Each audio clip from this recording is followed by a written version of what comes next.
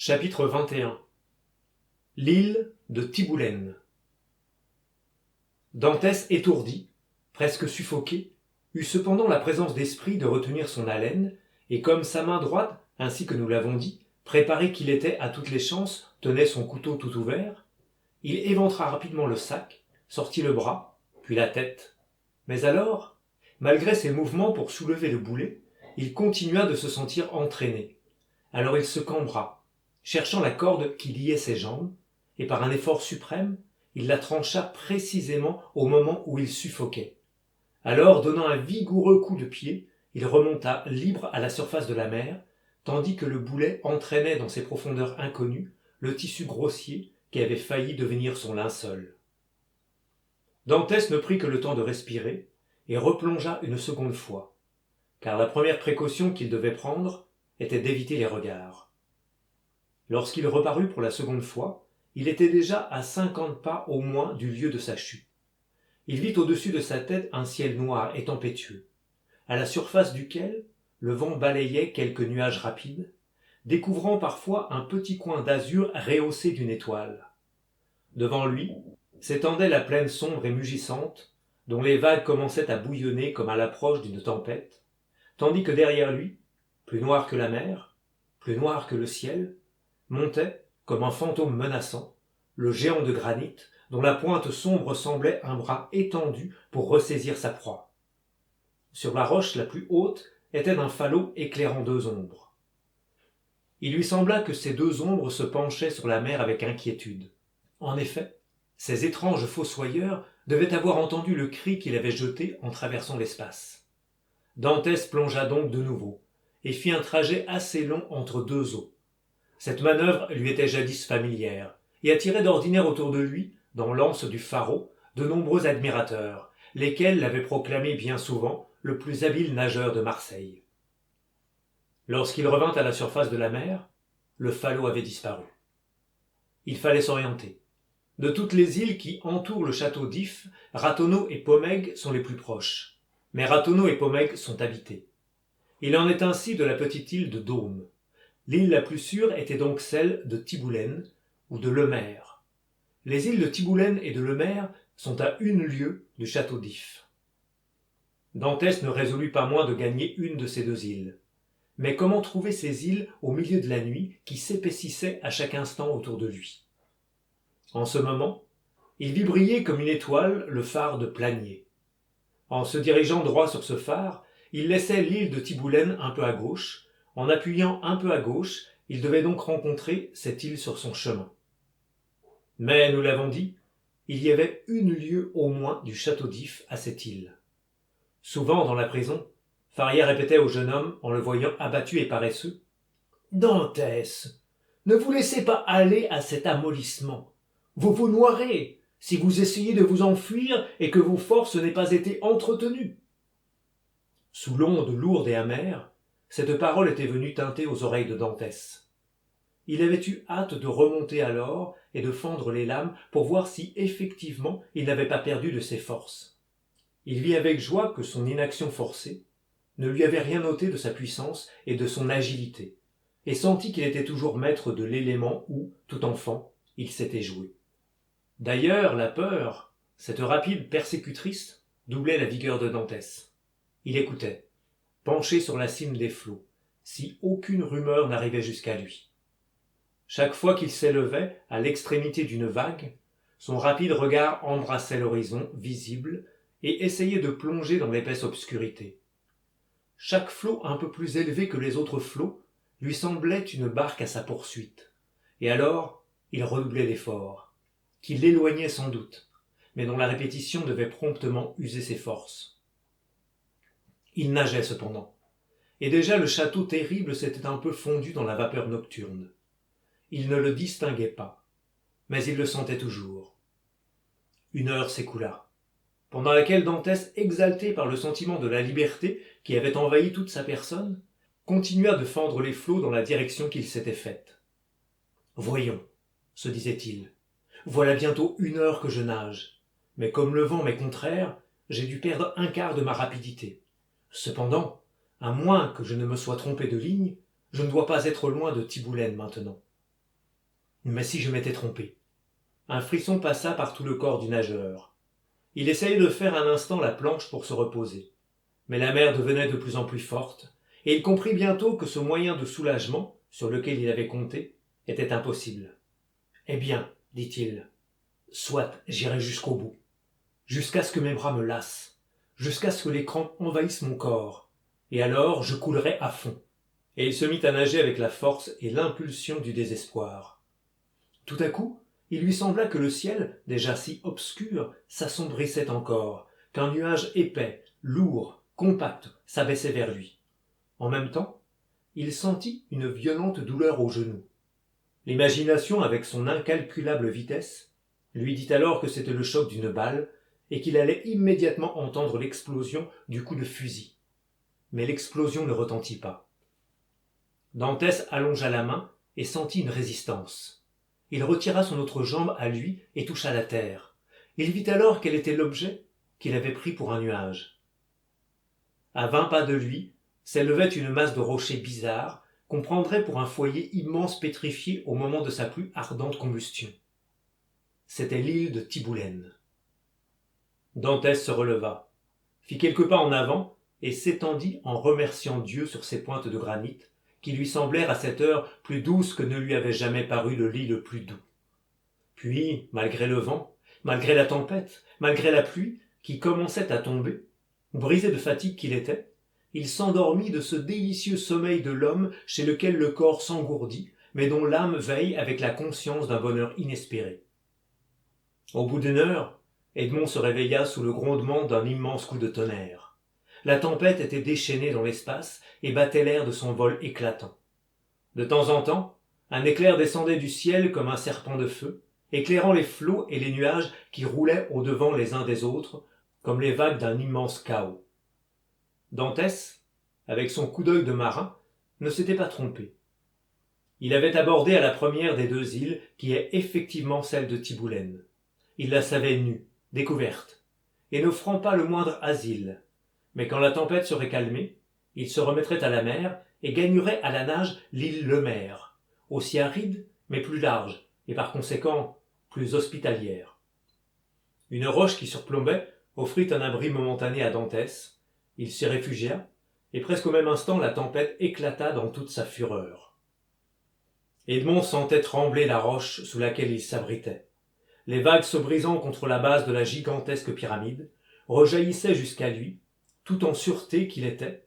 Il était au milieu de ce bruit profond, au milieu de ces éblouissements fulgurants, pris d'une espèce de vertige. Il lui semblait que l'île tremblait sous lui, et d'un moment à l'autre allait, comme un vaisseau à l'ancre, briser son câble et l'entraîner au milieu de l'immense tourbillon. Il se rappela alors que depuis 24 heures, il n'avait pas mangé. Il avait faim, il avait soif. Dantès étendit les mains et la tête et but l'eau de la tempête dans le creux d'un rocher. Comme il se relevait, un éclair qui semblait ouvrir le ciel jusqu'au pied du trône éblouissant de Dieu illumina l'espace. À la lueur de cet éclair, entre l'île de Lemaire et le cap Croisille, à un quart de lieue de lui, Dantès vit apparaître comme un spectre glissant du haut d'une vague dans un abîme, un petit bâtiment pêcheur emporté à la fois par l'orage et par le flot. Une seconde après, à la cime d'une autre vague, le fantôme reparut, s'approchant avec une effroyable rapidité. Dantès voulut crier, chercha quelques lambeaux de linge à agiter en l'air pour leur faire voir qu'ils se perdaient, mais ils le voyaient bien eux-mêmes. À la lueur d'un autre éclair, le jeune homme vit 4 hommes cramponnés aux mâts et aux étais. Un 5e se tenait à la barre du gouvernail brisé. Ces hommes qu'il voyait le virent aussi sans doute, car des cris désespérés, emportés par la rafale sifflante, arrivèrent à son oreille. Au-dessus du mât tordu comme un roseau, claquait en l'air, à coups précipités, une voile en lambeaux. Tout à coup les liens qui la retenaient encore se rompirent, et elle disparut, emportée dans les sombres profondeurs du ciel, pareille à ces grands oiseaux blancs qui se dessinent sur les nuages noirs. En même temps, un craquement effrayant se fit entendre. Des cris d'agonie arrivèrent jusqu'à Dantès. Cramponné comme un sphinx à son rocher, d'où il plongeait sur l'abîme, un nouvel éclair lui montra le petit bâtiment brisé, et parmi les débris des têtes au visage désespéré, des bras étendus vers le ciel.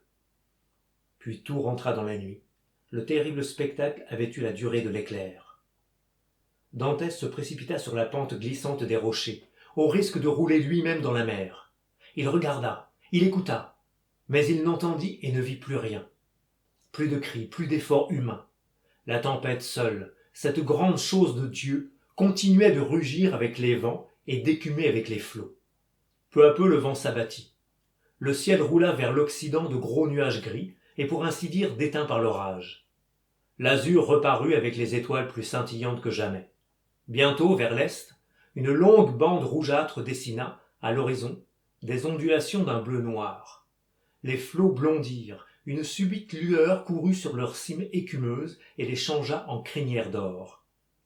C'était le jour. Dantès resta immobile et muet devant ce grand spectacle, comme s'il le voyait pour la première fois. En effet, depuis le temps qu'il était au château d'If, il l'avait oublié. Il se retourna vers la forteresse, interrogeant à la fois d'un long regard circulaire la terre et la mer. Le sombre bâtiment sortait du sein des vagues avec cette imposante majesté des choses immobiles qui semblent à la fois surveiller et commander. Il pouvait être 5 heures du matin. La mer continuait de se calmer. « Dans 2 ou 3 heures, se dit Edmond, le porte-clés va entrer dans ma chambre, trouvera le cadavre de mon pauvre ami, le reconnaîtra, me cherchera vaidement et donnera l'alarme. Alors on trouvera le trou, la galerie. On interrogera ces hommes qui m'ont lancé à la mer et qui ont dû entendre le cri que j'ai poussé. Aussitôt des barques remplies de soldats armés courront après le malheureux fugitif, qu'on sait bien ne pas être loin. Le canon avertira toute la côte qu'il ne faut point donner asile à un homme qu'on rencontrera errant, nu et affamé. Les espions et les alguazils de Marseille seront avertis et battront la côte, tandis que le gouverneur du château d'If fera battre la mer. Alors, traqué sur l'eau, cerné sur terre, que deviendrai-je? J'ai faim, j'ai froid, j'ai lâché jusqu'au couteau sauveur qui me gênait pour nager. Je suis à la merci du premier paysan qui voudra gagner 20 francs en me livrant. Je n'ai plus ni force, ni idée, ni résolution. Oh mon Dieu, voyez si j'ai assez souffert, et si vous pouvez faire pour moi plus que je ne puis faire moi-même. » Au moment où Edmond, dans une espèce de délire occasionné par l'épuisement de sa force et le vide de son cerveau, prononçait anxieusement tourné vers le château d'If cette prière ardente, il vit apparaître à la pointe de l'île de Pomègue, dessinant sa voile latine à l'horizon, et pareil à une mouette qui vole en rasant le flot, un petit bâtiment que l'œil d'un marin pouvait seul reconnaître pour une tartane génoise sur la ligne encore à demi obscure de la mer. Elle venait du port de Marseille et gagnait le large en poussant l'écume étincelante devant la proue aiguë qui ouvrait une route plus facile à ses flancs rebondis. « Oh !» s'écria Edmond. « Dire que dans une demi-heure, j'aurais rejoint ce navire si je ne craignais pas d'être questionné, reconnu pour un fugitif et reconduit à Marseille. Que faire? Que dire? Quelle fable inventer dont ils puissent être la dupe? Ces gens sont tous des contrebandiers, des demi-pirates. Sous prétexte de faire le cabotage, ils écument les côtes. Ils aimeront mieux me vendre que de faire une bonne action stérile. Attendons. Mais attendre est chose impossible. Je meurs de faim. Dans quelques heures, le peu de force qui me reste sera évanoui. D'ailleurs, l'heure de la visite approche. L'éveil n'est pas encore donné. Peut-être ne se doutera-t-on de rien. Je puis me faire passer pour un des matelots de ce petit bâtiment qui s'est brisé cette nuit. Cette fable ne manquera point de vraisemblance. Nul ne viendra pour me contredire. Ils sont bien engloutis tous. Allons. » Et tout en disant ces mots, Dantès tourna les yeux vers l'endroit où le petit navire s'était brisé et tressaillit. À l'arête d'un rocher était resté accroché le bonnet phrygien d'un des matelots naufragés, et tout près de là flottaient quelques débris de la carène, solive inerte que la mer poussait et repoussait contre la base de l'île, qu'elle battait comme d'impuissants béliers. En un instant, la résolution de Dantès fut prise. Il se remit à la mer, nagea vers le bonnet, s'en couvrit la tête, saisit une des solives et se dirigea pour couper la ligne que devait suivre le bâtiment. « Maintenant je suis sauvé !» murmura-t-il.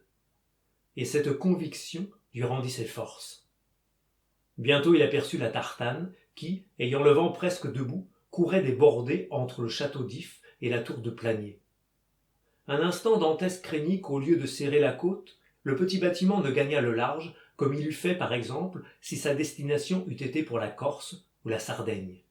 Mais à la façon dont il manœuvrait, le nageur reconnut bientôt qu'il désirait passer, comme c'est l'habitude des bâtiments qui vont en Italie, entre l'île de Jaros et l'île de Calasareigne. Cependant le nageur et le navire approchaient insensiblement l'un de l'autre. Dans une de ces bordées, le petit bâtiment vint même à un quart de lieue à peu près de Dantès. Il se souleva alors sur les flots, agitant son bonnet en signe de détresse. Mais personne ne le vit sur le bâtiment, qui vira de bord et recommença une nouvelle bordée. Dantès songea à appeler, mais il mesura de l'œil la distance et comprit que sa voix n'arriverait point jusqu'au navire. Emportée et couverte qu'elle serait auparavant par la brise de la mer et le bruit des flots. C'est alors qu'il se félicita de cette précaution qu'il avait prise de s'étendre sur une solive. Affaibli comme il était, peut-être n'eût-il pas pu se soutenir sur la mer jusqu'à ce qu'il eût rejoint la tartane. Et à coup sûr, si la tartane, ce qui était possible, passait sans le voir, il n'eût pas pu regagner la côte. Dantès, quoiqu'il fût à peu près certain de la route que suivait le bâtiment, l'accompagna des yeux avec une certaine anxiété jusqu'au moment où il lui fit faire son abatté et revenir à lui. Alors il s'avança à sa rencontre. Mais avant qu'ils se fussent joints, le bâtiment commença à virer de bord. Aussitôt Dantès, par un effort suprême, se leva presque debout sur l'eau, agitant son bonnet et jetant un de ces cris lamentables comme en poussent les marins en détresse et qui semblent la plainte de quelque génie de la mer. Cette fois on le vit et on l'entendit. La tartane interrompit sa manœuvre et tourna le cap de son côté. En même temps, il vit qu'on se préparait à mettre une chaloupe à la mer. Un instant après, la chaloupe montée par 2 hommes se dirigea de son côté, battant la mer de son double aviron. Dantès alors laissa glisser la solive dont il pensait n'avoir plus besoin et nagea vigoureusement pour épargner la moitié du chemin à ceux qui venaient à lui. Cependant le nageur avait compté sur des forces presque absentes. Ce fut alors qu'il sentit de quelle utilité lui avait été ce morceau de bois qui flottait déjà, inerte, à 100 pas de lui. Ses bras commençaient à se raidir. Ses jambes avaient perdu leur flexibilité. Ses mouvements devenaient durs et saccadés. Sa poitrine était haletante. Il poussa un second cri. Les 2 rameurs redoublèrent d'énergie, et l'un d'eux lui cria en italien « Courage !» Le mot lui arriva au moment où une vague, qu'il n'avait plus la force de surmonter, passait au-dessus de sa tête et le couvrait d'écume. Il reparut, battant la mer de ses mouvements inégaux et désespérés d'un homme qui se noie, poussa un 3e cri et se sentit enfoncé dans la mer comme s'il eût eu encore au pied le boulet mortel. L'eau passa par-dessus sa tête et à travers l'eau, il vit le ciel livide avec des taches noires. Un violent effort le ramena à la surface de la mer. Il lui sembla alors qu'on le saisissait par les cheveux, puis il ne vit plus rien. Il n'entendit plus rien. Il était évanoui. Lorsqu'il rouvrit les yeux, Dantès se retrouva sur le pont de la Tartane, qui continuait son chemin. Son premier regard fut pour voir quelle direction elle suivait. On continuait de s'éloigner du château d'If. Dantès était tellement épuisé que l'exclamation de joie qu'il fit fut prise pour un soupir de douleur. Comme nous l'avons dit, il était couché sur le pont. Un matelot lui frottait les membres avec une couverture de laine. Un autre, qu'il reconnut pour celui qui lui avait crié « Courage !», lui introduisait l'orifice d'une gourde dans la bouche. Un 3e vieux marin, qui était à la fois le pilote et le patron, le regardait avec le sentiment de pitié égoïste qu'éprouvent en général les hommes pour un malheur auquel ils ont échappé la veille et qui peut les atteindre le lendemain. Quelques gouttes de rhum que contenait la gourde ranimèrent le cœur défaillant du jeune homme, tandis que les frictions que le matelot à genoux devant lui continuait d'opérer avec de la laine rendaient l'élasticité à ses membres. « Qui êtes-vous » demanda en mauvais français le patron. « Je suis, » répondit Dantès en mauvais italien, « un matelot maltais. Nous venions de Syracuse. Nous étions chargés de vin et de panoline. Le grain de cette nuit nous a surpris au cap Morgion et nous avons été brisés contre ces rochers que vous voyez là-bas. »« D'où venez-vous » ?»« De ces rochers où j'avais eu le bonheur de me cramponner tandis que notre pauvre capitaine s'y brisait la tête. Nos 3 autres compagnons se sont noyés. Je crois que je suis le seul qui reste vivant. J'ai aperçu votre navire, et craignant d'avoir longtemps à attendre sur cette île isolée et déserte, je me suis hasardé sur un débris de notre bâtiment pour essayer de venir jusqu'à vous. Merci. continua Dantès. Vous m'avez sauvé la vie.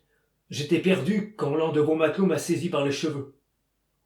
C'est moi, dit un matelot à la figure franche et ouverte, encadré de longs favoris noirs. Et il était temps, vous couliez.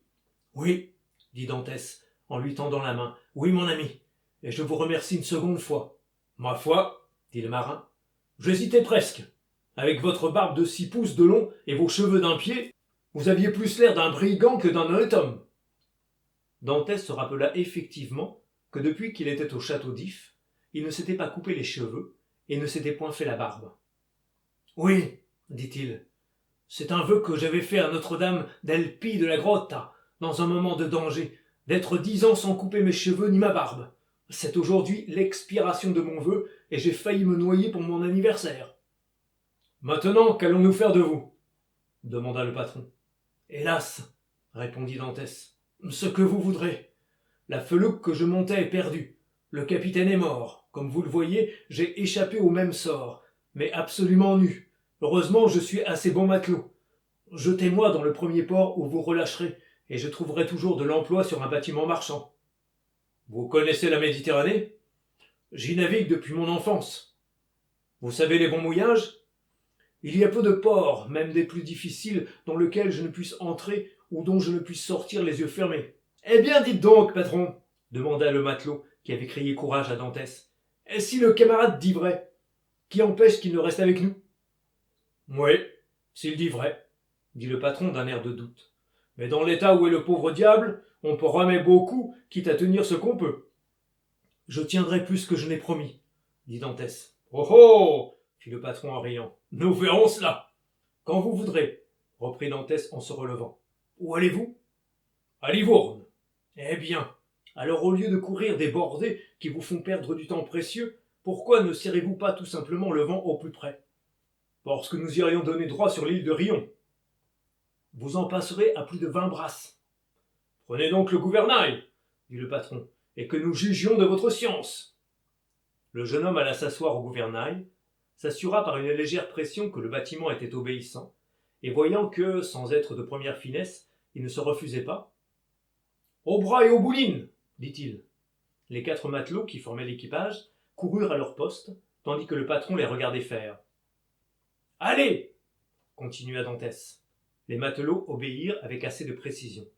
Et maintenant, amarrez! Bien!